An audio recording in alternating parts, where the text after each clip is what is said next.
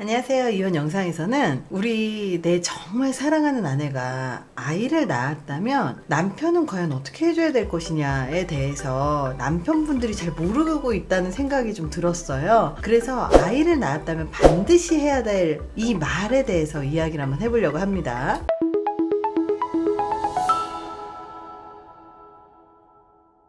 일단 아내가 아이를 낳잖아요. 그러면 거의 85%나 되는 여성분들이 산후 우울증이라는 걸 겪어요. 그러니까 일시적으로 산후 우울감도 겪지만 이걸 방치해두면 장애가 될 정도로 산후 우울증으로 이제 더 심해지거든요.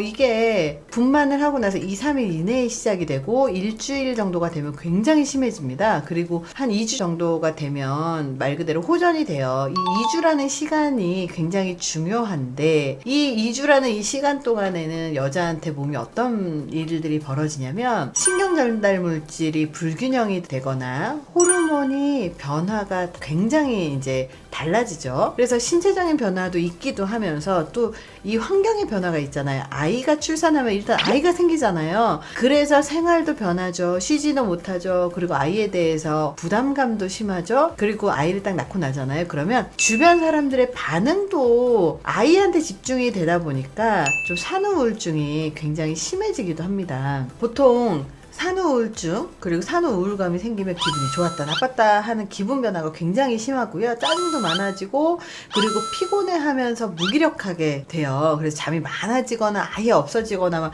이렇게 막 불안정해지거든요. 그래서 감정이 불안정하기 때문에 이제 감정이 불안하면 누구나 집중력이나 논리적인 사고나 기억력이 떨어지게 되어 있어요. 그리고 호르몬 때문에도 기억력이 떨어지게 돼 있거든요. 식욕도 줄고 성욕도 사라지고 그리고 자주 울고 굉장히 울적해지고 몸은 계속 안 좋아요. 그래서 이런 상태에서 이 산모들이 겪는 이 잠깐의 시기지만 굉장히 좀 힘들어 하시는 분들이 많거든요.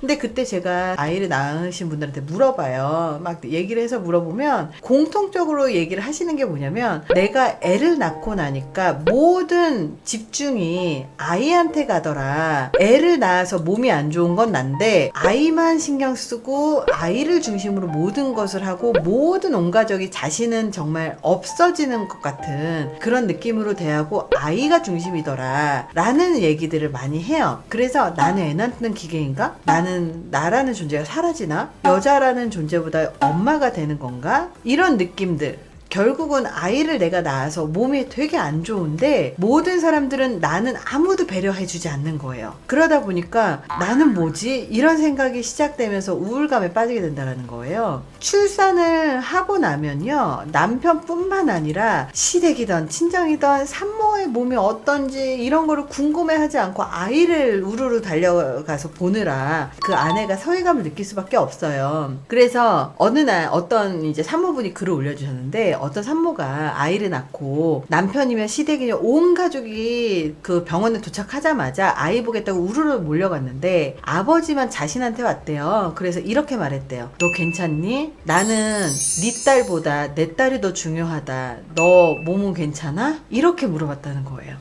이게 바로 남편이 해줘야 할 몫이라는 거죠. 아이가 잘 태어났는지 되게 중요하죠, 당연히. 이 아이는 어른이 돌봐주지 않으면 살아갈 수 없기 때문에. 하지만 이 아이를 낳은 건 아내라는 사실, 그리고 더 중요한 이 삶의 동반자가 아내라는 사실을 잊으시면 안 돼요. 그렇기 때문에 남편이 해야 될 일이 있어요. 아내가 몸 상태가 정말 안 좋거든요. 그래서 아이를 돌보는 시간을 굉장히 많이 할애를 해주셔야 돼요. 왜 다리가 부러진 사람을 간병을 하잖아요. 요거하고 똑같아요. 이거보다 더 하는 거죠.